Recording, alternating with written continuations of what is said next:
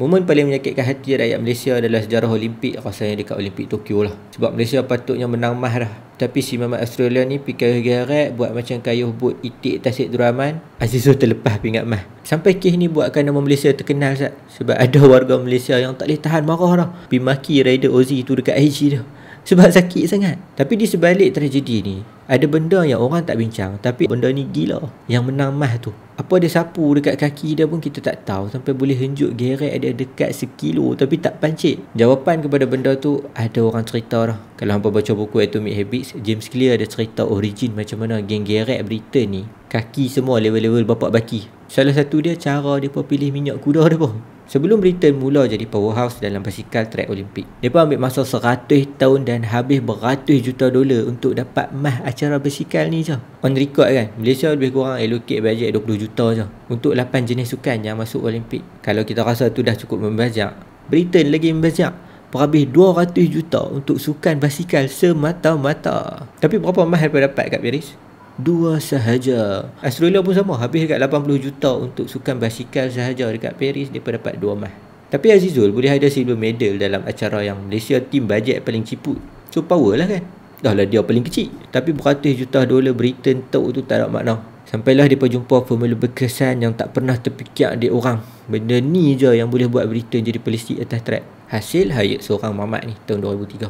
Dave Brailsford, dia jadi performance director untuk tim Britain. Salah satu benda yang dia buat adalah tukar minyak kuda yang tim Physio Britain guna. Sementara tim lain pulun R&D geret, alloy tak alloy, fiber tak fiber. Gear kalau boleh pasang yang paling mahal sekali, rantai nak yang paling cekang sekali, dan frame tu kalau ada nak paling aerodynamic yang macam burung lang. Tapi Mamat Brailsford ni duk kalut cari minyak urut paling power untuk recovery budak-budak dia lepas training. Ada juga benda canggih lain dia buat, macam custom baju yang electrical heated sebab nak maintain suhu otot. R&D baju bagi jadi paling kurang friction angin. Tapi yang ni tim-tim lain pun ada juga. Even teknologi lagi advance pun. Malaysia sendiri R&D geret saya habis dekat RM8 juta. Tapi Brailsford percaya yang high level game ni adalah marginal game. Orang putih panggil the devils in the details lah. Atau bahasa mudah dia, perkara-perkara kecil yang simple ni lah yang akan menangkan kita. Obsesnya dia dekat benda-benda kecil ni sampai dia ada upah tukang bedah. Bukan ajak pembedahan, tapi untuk ajak budak-budak dia cara basuh tangan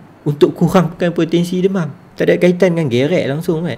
Tapi dia fikir sampai ke situ. Tak cukup dengan tu, dia pergi cari pula bantai dan sarung tilam yang boleh bagi budak dia tidur malam nyenyak. Jason Kenney, dia sendiri yang mengaku benda ni. Tak cukup dengan hidup atlet, dia cat bahagian dalam truk yang bawa basikal depa warna putih sebab mudah nak spot habuk, takut rosakkan grip tayar basikal waktu tournament. Kalau kita macam ni gaya, kena cah OCD dah. Tapi formula gaya OCD ni lah yang Britain ambil masa 5 tahun je. Dari kosong gold medal dalam 100 tahun, jadi tapau 60% pingat emas yang available untuk acara basikal dekat Olimpik Beijing. Lepas tu bersambung pula dekat London, home ground Britain. Pecah 9 rekod Olimpik, 7 rekod dunia. Sampai kita lain dari maki budak Australia yang kayuh geret macam kayuh sampan tu, dengan Jason Kenney sekali kita maki sebab boleh sprint non-stop 2 round, tinggal Australia tu 7 tiang. Tapi apa yang kita nampak dalam event 4 tahun sekali tu, hasil dari mahar yang telah dibayar untuk sekeping pingat emas Olimpik tadi. Bukan duk di bajet berbilion tadi tu, tapi di sekecil-kecil detail macam jenis minyak urut dan habuk pun nak kena ambil serius. Sebab apa yang kita nampak adalah result akhir je. Tapi training hardship, berperang, emosi, duit, kesihatan tu kita payah nampak. Dan kebanyakan masa atlet high level, dia pun bukan kalah sebab tak cukup training atau usaha tak cukup keras. Tapi ada yang lagi keras dan lagi particular dengan benda yang tak pernah terfikir dalam kepala. Kesimpulan yang James Clear tulis dalam Atomic Habits tu pasal cerita ni yang boleh kita apply sehari-hari ialah improvement dia tak main dengan beli buku paling tebal untuk hang jadi ulat buku contohnya, atau basikal kena paling mahal untuk hang kayuh paling laju, atau kena belajar dengan lecturer paling cerdik untuk hang dapat 4 flat. Yang tu ada advantage dia. Tapi improvement yang lagi penting dia main sikit-sikit dan mula dengan hal yang kecil, walaupun 1% je improvement tu.